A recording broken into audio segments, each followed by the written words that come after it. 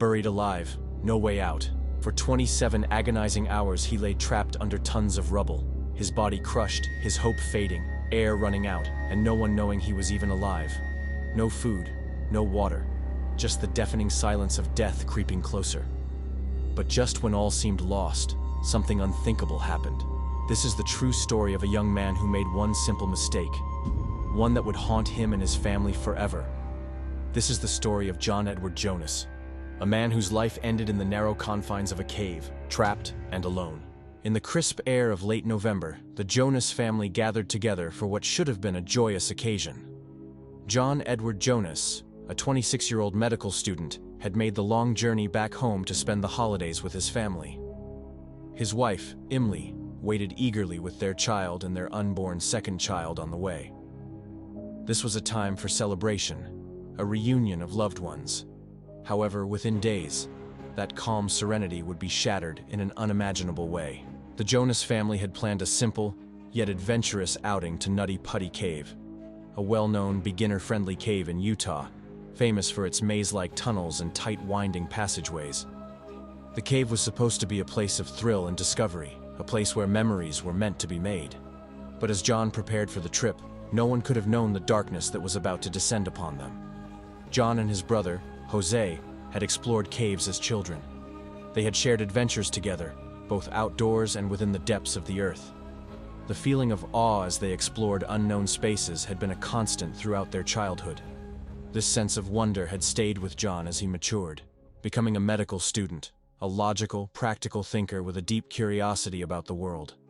Caving wasn't new to him. It was just another chapter in his quest for understanding the world's mysteries.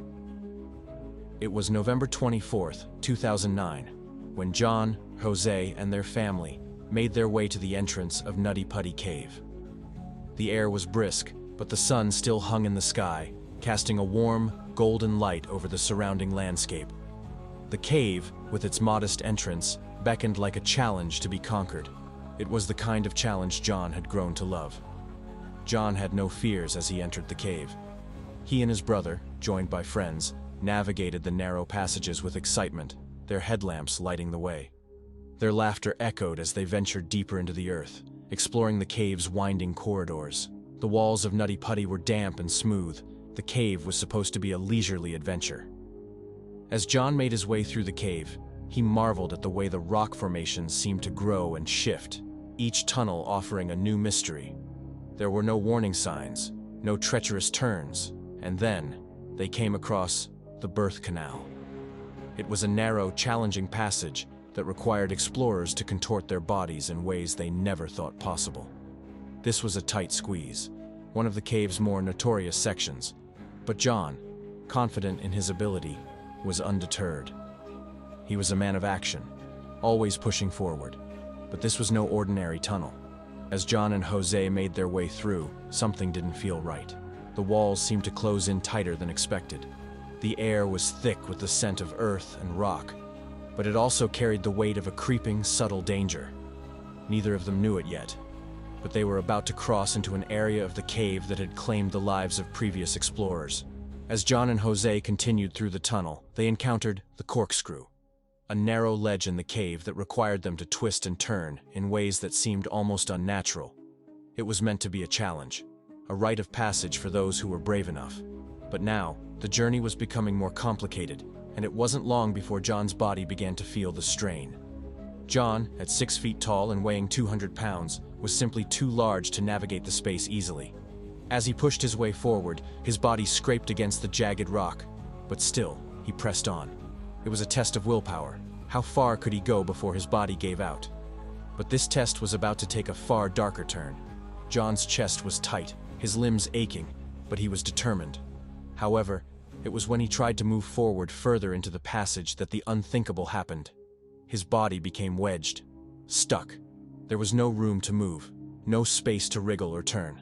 The cave's walls, once just an interesting feature of the landscape, had become his prison. His heart began to race as panic set in. The narrow passage, once inviting, had now become a suffocating trap. John's limbs were locked in place, his back pressed against the cold, unforgiving stone. John's first reaction was disbelief. Surely this couldn't be happening. He had explored caves before. He had been through tight spots. This was nothing. But as the seconds ticked by and his body refused to budge, the gravity of the situation began to settle in. He tried to push forward, but his body was simply too large. The pressure around him only grew as the minutes stretched into hours. There was no escape. "Jose!" John called out, his voice cracking. "Help me! I'm stuck!" His brother, panic beginning to set in, tried everything he could think of to help. He pushed from the back, pulled on his legs, but nothing worked. The walls were just too tight, and the more they tried to move him, the more his body contorted in unnatural ways. John's limbs began to grow numb, his face pale from the lack of circulation. His breathing became shallow, and his heart pounded in his chest. Jose, realizing that their only hope was to get help, turned and raced back to the entrance. He knew the cave well, but this situation was different. This wasn't an ordinary cave rescue. This was a race against time. Time that John didn't have. As John's body was wedged deep inside Nutty Putty Cave, the rest of the world carried on, oblivious to the growing horror in the depths. But Jose was now outside, in the cold Utah air, calling for help. A small team of rescue workers was quickly dispatched to the cave, but they had no idea what they were walking into. The rescuers had to move carefully, bringing in specialized equipment to extricate John. But as the hours passed, it became clear. This would not be an easy task. Then, one of the rescuers, a small but determined woman named Susie Mata, entered the cave. Squeezing her way through the impossibly tight tunnel, her heart pounded. It was 12:30 a.m. John had been trapped upside down for over 3 hours. His voice was weak, but still filled with hope as she approached. "You're gonna be okay, John. We're getting you out," she reassured him. Ropes were tied around her ankles in case she got stuck too. She quickly wrapped webbing straps around John's legs and signaled to the team outside to pull. The rescuers heaved with all their strength, but John didn't budge.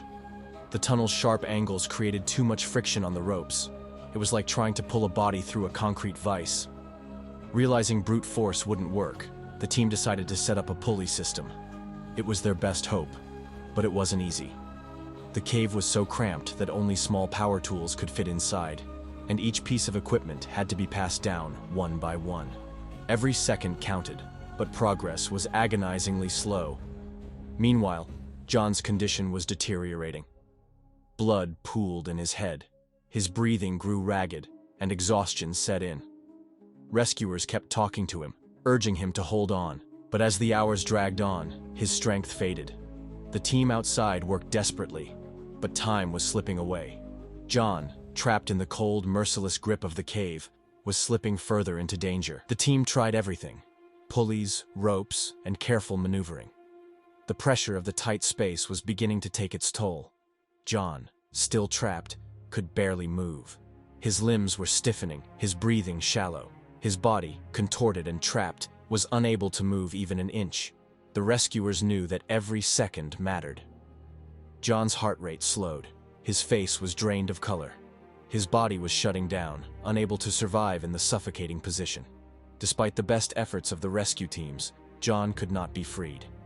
For 27 hours, rescuers labored, fighting against time, against the narrow, unforgiving passages of Nutty Putty Cave. But it was a losing battle. John Edward Jonas passed away in that suffocating crevice. The tragedy struck with an emotional force, leaving his family, friends, and the entire community in stunned silence. The world was in shock. How could something so tragic happen in such an innocent place? Nutty Putty Cave, once a place of adventure and wonder, had now become a tomb for a young man with a life full of promise. The Jonas family was forever altered. John's young children would grow up without their father. His wife, Imli, would carry the weight of the grief alone. The caving community, too, would never be the same. Nutty Putty Cave was closed forever, a memorial placed in its place to honor the life of John Edward Jonas. Now, I have a question for you. If you were in John's place, what would be your first thought? Would you hold on to hope, or would fear take over? Let me know in the comments below. And if you found this story gripping, don't forget to like, share, and subscribe for more real-life survival stories that will leave you speechless.